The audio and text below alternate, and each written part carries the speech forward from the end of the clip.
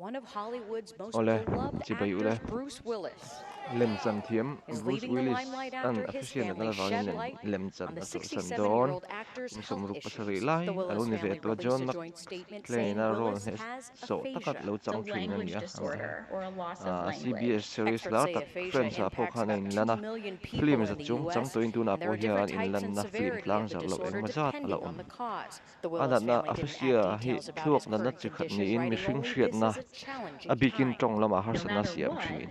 Thluak it's a veilam devastating thatlo impact vanga on thleng a ani person's tlangpui life. thil chhiar Researchers say ngaihthlak aphasia tong does not taipung le thil impact zian intellect, harsat and in thui some cases, through Tawng harsat treatment at chu natna places like lanchhuah dan Northwestern tlanglawn Medicine's berani Aphasia Center at Marion diehat Joy, actor it can Bruce enhance Willis other an lemchan talents. ato san There's tu so chung much chang in hi the brain nupui that we can ema enjoy hemi and live Willis with. le anupui hui de mi mu ta chuan You can totally Instagram forget kal about the thlangin an language. puang Born up zara an anan active ve poor, a official cognitive chuan a hriatna neurologist lamah at hmong ani Northwestern awangin University anuna poimo understands the anuna devastation poimo of this taklem chan disorder khawvel kal and sana its ngai dong tlangan impacts on ti patients' wi om families, hla mai ke and pon ko wi me reminds mal those takin impacted ama even hi if kami there ngai is no san cure yet, le there apa is ka ti treatment, em and mani with am that, hope. We will Hollywood find the actor a joy, chuanin kami ngai even san in the ber middle of the thangdon ila negative panga aspects thangdon of ila a chung jinga condition. tel tu Both sunia ka experts who ui have pui been ka khoi working to la ni treat, connect, and eventually tu cure aphasia patients.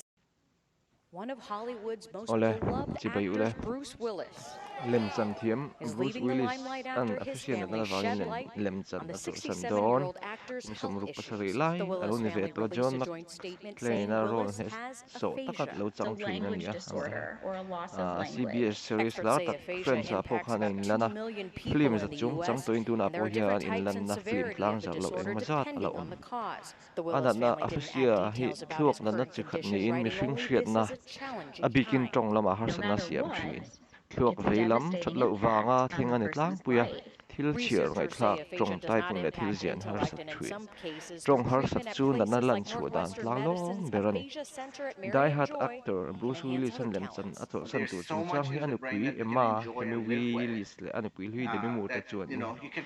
totally Instagram forget kal about the thlangin an language. puang Born up zara an anan active ve poor, a official cognitive chuan a hriatna lamah neurologist at hmong ani Northwestern awangin University anuna poimo understands the anuna devastation poimo of this taklem chan disorder khawvel kal and sana its ngai dong tlangan impacts on ti patients' wi om families, hla mai ke and pon ko wi me reminds mal those takin impacted ama even hi if kami there ngai is no san cure yet, le there apa is ka ti treatment, em and mani with am that, hope. We will Hollywood find the actor a joy, chuanin kami ngai even san in the ber middle of the thangdon ila negative panga aspects thangdon of a ila chung jinga condition. tel tu Both sunia ka experts who ui have pui ka been khoi working to la ni treat, connect, and eventually tu cure aphasia patients